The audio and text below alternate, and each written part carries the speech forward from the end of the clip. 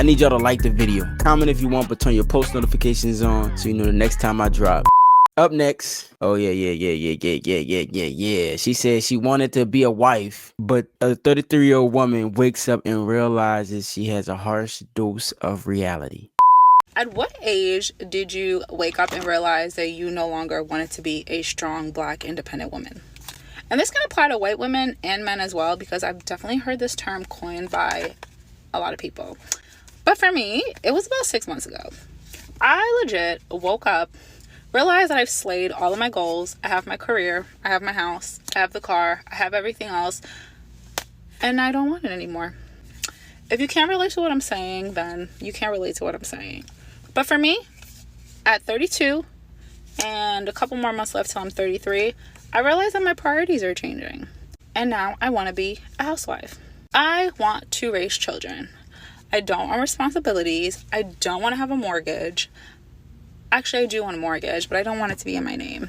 I honestly want to relinquish responsibility to an able-bodied man. Keyword, able-bodied. Here's the thing, right? When she was younger and hotter, she had the best opportunity to attract the man that would be willing to do this for her. That man who can do everything that she's asking is an extraordinary man. He's not an ordinary man, so he has to make an extraordinary amount of money to be able to sustain that. Now, that extraordinary man are going to have some demands of his own. And one of the qualities would be youth and beauty, which she's aged herself out of it. And now she has the demands of a 22-year-old woman at 32. But I'm going to let her keep cooking. Man. And this is such a new thing for me. And this is epiphany. And this is something that I've been struggling with. Why is my lip gloss not opening? Why am I struggling with my lip gloss right now? Let's pause this video so that I can... Never mind. So, this is something that I've honestly been struggling with because it's something that I've never thought that I would get to the point in my life where I no longer identified as a strong Black independent woman. And it's crazy because I remember growing up, or in my 20s, I would hear of women who would go out, they would seek these fabulous careers, attorneys, doctors, lawyers, whatever it is, whatever they wanted. And then all of a sudden, they would get married and they would give it all up. And I used to think, what the actual... Who does all this to give it up to be a stay-at-home mother? And then I turned 32 and a half. And I realized it is I. I am that woman. I yearn to be a stay-at-home mom. I no longer want to take on all the responsibilities. I want to delegate it to a man. I want to live a soft life. The thing about equal rights means that it comes with equal responsibilities. And so one of the biggest things that women are going to learn in the market is that there's a thing called opportunity cost. And so when you take the opportunity of one situation, you relinquish the opportunity of another situation, and that's going to be the cost for you to be able to take advantage of something. So in her instance right now, the opportunity cost for her would be a family and a man that is willing to provide for the things that she's going to request. Because a 32, 34-year-old woman, she doesn't have the same command of the sexual dating market as her 25, 23-year-old self. And a small part of me feels like I've worked for that. I've proven to myself, I feel like I've proven to my parents, I've proven to the world that I can do it. And now that that has been proven, I no longer want it. And at 32, I think men have reached their peak of whatever it is that they do, and they've caught up. And I think that I'm finally comfortable with letting them take the lead. I just need a applicant. Does anybody else feel that way? Am I the only one that feels that way? Sound off below. Good luck with that. I mean, one thing about people, old habits die hard.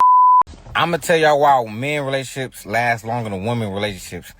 Our relationship is based off facts and Logic, y'all be fake as hell and y'all be emotional. You feel me? So if my man's missed my birthday party because he had to work and he couldn't call off, the logic is he had to miss the party because if he would have came, he'd have got fired and he needs his fucking job so he could support his fucking people. You feel me? Okay. Now, if y'all girl missed your birthday party, y'all gonna be like, why you ain't just get fired? You knew my birthday was on this day, it's on this day every year. I went to your birthday party. Since you ain't come to mine, I'm finna push your dirty underwear. Like, who the fuck even take a picture of somebody's dirty underwear? Only to use that shit later. That's some fake ass shit. And then y'all gonna be all like, oh, your baby dad, that's why. You feel me? Y'all be trying to tell all the secrets to break somebody down because you in your feelings about how you feel about what motherfucker ain't coming to your birthday party. All right, cool. Then men know how to set up accountability. I could be like, bro, you wrong as hell for doing that. He gonna be like, all right, bro, you right. If your girl tell your other girl, like, oh, you wrong for doing that, she gonna be like, but what about when you did this? Let's not talk about you. Like, damn, I'm just trying to help you out and telling you wrong. You trying to break me down. Just like I was saying, y'all be in y'all feelings too much. If one of your friends hanging out with somebody else a little too much, then you all in your feelings like, oh, I don't really fuck with them because they ain't called my phone because they went out to eat. Like, why are you in your feelings, girl? And then men only require loyalty and trust. You feel me? For our relationships. Y'all require way too much for y'all. On loyalty, trust, commitment, emotional support. Y'all need action, dates. Y'all need time. Y'all need attention. Like, come on, man. This your homegirl. This your nigga. Like, y'all require way too much just to be a friend. If your homegirl ain't call your phone in a week, you feel like she don't fuck with you no more because she ain't call you in a week, but she watch your Instagram story. I ain't got to talk to my mans for a month, 2 months, 3 months. When we do talk, nigga, you don't even know we ain't even talk for that long because we understand, like, we ain't got to talk every day to be close, bro. You feel me? And then another thing is, men know how to tell their homeboys the truth. Fuck they feelings, fuck how they feel. I'm going to tell you the 100% truth. Y'all girls, y'all going to be like, oh, no, she might be mad if I say that. She going to be in her feelings. I don't want her to be mad at me. Man, fuck that shit. Tell that woman the fucking truth. If she feel how she feel, man, fuck it. That means she ain't ready for the truth. And y'all be falling over the pettiest shit, man. Like, if y'all go fall over something so petty as a birthday, how real was our friendship in the first place, man? You feel me? Like, that's all it took was for me to miss one day and we ain't friends no more. And the last thing is, when y'all get mad at one person, y'all get mad at everybody. It's fuck everybody. Ain't nobody did shit. All y'all fake as hell. Y'all fall out with everybody just because you mad at one person or you mad in your feelings off some bullshit. And now everybody gotta get it. You feel me? And now you around this bitch with no friends, no nothing, because you mad at one person, but it's fuck everybody. Like, come on now. I don't think that they really understand that if you just, go through the world based off of how you feel, that's a recipe for disaster, because unless you get in love with the truth, you can't really create good relationships with people, because the only people that you gonna want around you is people that make you feel good versus people that's gonna help you to do good. And a lot of women, they don't have or want the grounding of logic in their life in any capacity, whether it come from their man or they friends. I can be honest. Men are greedy. When men get money, you know what's their thought process when men get money? What? I can finally take care of a family. I can get a girl and I can do X, Y, Z with her. And I can get more than one girl. No. Either way, don't agree. even that's the case. Even that's the case. He's still doing for who? Another woman. Now, when a woman gets her money and gets things, what does she say? I don't need a man. I don't need a man. So who's really the greedy one? If anything, women are very greedy and selfish. Everything is about me, I, what I can do. A lot of women are not ready to hear that type of critique about themselves. I mean, just the reality of how things are. They don't see that the call be coming from inside the house. It's like that greedy behavior that you're exhibiting, you projecting that onto men because that's exactly how you feel. Those are the things that you're doing. So hopefully she'll take that and let it marinate in her brain after she goes through the emotional trauma or attack that she felt. I've never heard a woman in my life advocate that we change child support into money and the man must spend time with the kid. I've never heard a woman say that in my life. Mm-hmm. All they've ever advocated for was more money. So if you've advocated for money, then that is the outcomes that you get. You have told men for at least 50 years that the most important thing that you can bring is money. So if I can give you the most important thing, I don't have to give you anything else. And that's what you told men. That's what makes an Anthony Edwards. The awakening of what female nature is actually like is bewildering, not just to men but to women, because a lot of them, they operate but they don't know how they're operating until you bring it to their attention. And it's like, oh, you know what, some of them, not all of them, most of them avoid accountability like the plague, but the ones that get it, they're like, you know what, we do operate like that. You know, we are very selfish. It is about us. That is a selfish way of thinking. I don't think about a family. I think about myself. It's all projection for real. That's what women do. They're very good at projecting whatever it is that they know that they're feeling off onto someone else to make it, you know, substantial.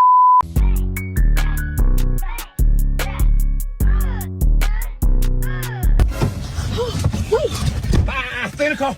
Stay in the car. Stay in the car. Stay in the car. You want money or something? I don't want no money. What? Cut the AC on. Cut it up. Full blast. Damn. Oh, God. Oh, shit. Oh, you know what? Put some air in the bottle. Put some air in the motherfucking bottle, bitch. Put the AC. Put me the AC. Run the AC. Oh, fill it up. Fill it up. All right. Cap it off. Cap it off. Come on, get it. Cap it off. Get it. Oh, that's it. Oh, that's it. That's okay. Enjoy the rest of your day, bitch. Enjoy the rest of the day. Stop the car and put some air in the motherfucking bottle, bitch. If you know anything about New Orleans heat, you know it can really get that damn serious. Like, it really get hot out there. It's crazy. It's like being in hell for real. That's what I'm saying. I do not honor weave, makeup, eyelashes, and all that as a bad bitch. Yeah. You're not a bad bitch until I see you in the morning asking me about breakfast with no makeup on. Yeah. A lot of them bitches, when they ain't got their makeup and weave, they come in the room, I see skies blue. He's right. What a wonderful world, face ass bitch. Ain't nothing worse than an ugly bitch walking in the bathroom and you hear a peeing, and the end of the pee, you hear this. Hey, get your ugly ass out my house. Poop booty ass. You're one of those. Then in the morning when you drive them home, they face be like, lights go out in Harlem. Where you been acting lately? Got me down, face ass bitch. Splash. Just wake up in the morning hiding her face under the cover and shit. You just yank that cover back. Audio, audio, audio. Shibbity boo, shibbity boo, shibbity boo, boo, boo.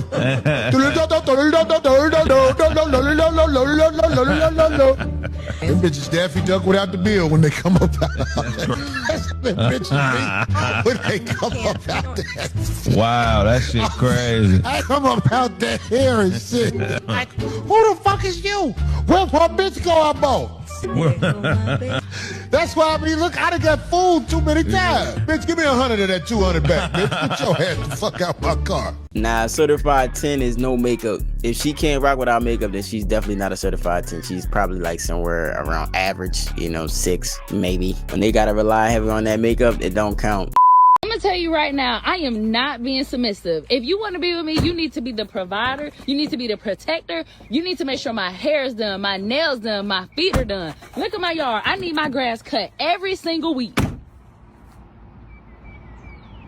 Don't worry about how many bodies I got. That's the past. God knows my heart. I'm not finna be cooking. I'm not finna be cleaning. All that is your responsibility. Me and my kids are a package deal. Trust me, if you don't want it, somebody else will. Look at God. When it's time for them to really wake up and taste reality, I'm gonna feel sorry for them. I'm not even gonna lie. I know a lot of men probably gonna rejoice when winter take over their ass, but I'm gonna feel bad. I really hope you learn from your mistakes though. If you're a black man and you're 30, 35, 40, 45, 50, and you're not married to a black woman, go ahead and go get you a foreigner. Go ahead and go get you another race. Go ahead and go get you somebody that can appreciate you. Because these black women, majority of them, they don't like black men anymore. They don't like black men anymore. They don't even, a hard-working black man is not respected in America anymore. The only men that are qualified to date a majority of these black women is Jesus himself. Let me cook for a second. They want you to be over 6 foot tall. They want you to have a big penis. You gotta be able to break dance. You gotta be able to protect. You gotta be able to fight. You gotta be able to build a house from scratch. You got to damn near be rich. You got to pray 5 times a day. Like they don't appreciate a hard-working black man anymore. They just don't. But that's okay, because give them a Bible, give them a rose, give them a bottle of wine, and that's what they're content with. Because these other races of men don't want them anyway, because they talk too much. They talk too much. See, they got it all figured out, but the part that they ain't mastered yet is shutting up. That's why they can't even go deal with these other men. These other men not marrying them. They'll show a little interest from time to time. Go ahead and go get you a nice little Vietnamese or Cambo, whatever. That's going to be quiet, fold, cook, clean. She just say when, how, why. We was talking about the average black man. I think he make like 45, 48,000. The average black woman should respect that black man the same way she would respect a man making 100K. He deserves the same respect. He deserves the same reverence. He deserves the same, I'm glad I have you. I'm appreciative. Let me submit. He deserves the same thing. The average black woman have 2 or more children by 2 or more men before she get with a man and try to say, you need to be with me. Bitch, your pussy contaminated. You done already had 2 niggas come in your pussy. I'm supposed to stay with this pussy for the rest of my life. And when I come home, you ain't at the door ready to suck my dick as a black man, especially if I'm struggling, trying to get my life together. Now, if I got a big old dick and you a freak and I'm a freak, yeah, you'll pull on my dick. And the only time you'll show me some affection is when you're pulling on my dick. Now, once you can't pull on my dick, I don't get the same love and affection you get when you're pulling on my dick. But let me go over here and put this good dick somewhere else. And I need a ride. She gonna come give me a ride for this good dick. She gonna give me something to eat for this good dick. At work, when I get a job, and these women on the job, they gonna appreciate me way more than you appreciate me, narcissistic black woman. That's why they using that word against the black man. I'm telling every black boy I know, it is not godly for a man to have one woman. God did not design for a man to have one woman. No creature, no species in nature is obligated to one woman, not a male species. That's why every great man before these men had more than one woman. God said you got to have a queen and you got to have concubines. That's what God said. But the Europeans got the book. The Europeans got the book and says, the queen says you can only have one queen. The queen don't want you having hoes. Well, the queen said that. God didn't. God didn't. So why you think most black men is unhappy? Not only are they unhappy, they unhealthy in their relationships with this one woman who controls everything. Her temperament controls our relationship. She will emotionally bully you based off how she feel, to manipulate you with her feelings to make you do what she wants you to do based off how she feel. She's not operating in your best interest. She don't give a damn about your God purpose. She wants your ass home. If your God purpose got you out at a certain time at night, she wants you, fuck your God purpose, nigga. You better get home for my comfort. That's how the black woman is. You better not have a good job and you handsome nigga, and your job got you working later than what you supposed to come home to, and she know it, and she'll know it, and you got some good dick. You ain't even got to be cheap. You better not be no handsome black man with no good dick striving to make your life better, and you got to be away from home. Your black wife, your black woman go hinder you. She wants you in the bed with her at a certain time for her security, knowing can't nobody get that dick. That's for her. That ain't for you. There's a few times I wanted to pause on that one in more ways than one. What I will say to the whole more than one woman thing, I'm not sure if that's biblical. I think it may be biblical. And I can agree with what it is that he's saying about the conditioning of how the black woman is and some of the tactics that she used. But I'm gonna tell you like this, man. It's hard to deal with one black woman. Bring 2 of them in the fold and then they competing with each other. But he did say queen and concubines, so there has to be a pecking order. I don't know. Trying to get to where I'm going, and ain't nobody gonna stop me. Whatever going on, the talking, the captions, it can't stop me because it's a vision that I have and it's goals that I have done set out for myself that I gotta get there no matter what. Once you lock into something, it's over with. You know what I mean? A lot of times people want to distract you. The world is gonna try and distract you, but once you have a vision of something and you locked in on it, nothing changes that. Consistency beats everything. Hey, Everybody shut the fuck up. Hey, shut the fuck up. Let me tell you something right now. I need y'all to like the video. Comment if you want, but turn your post notifications on so you know the next time I drop. And if you made it this far through the video, check out the video we got where a lady, she filed for divorce and realized that she can't afford her life.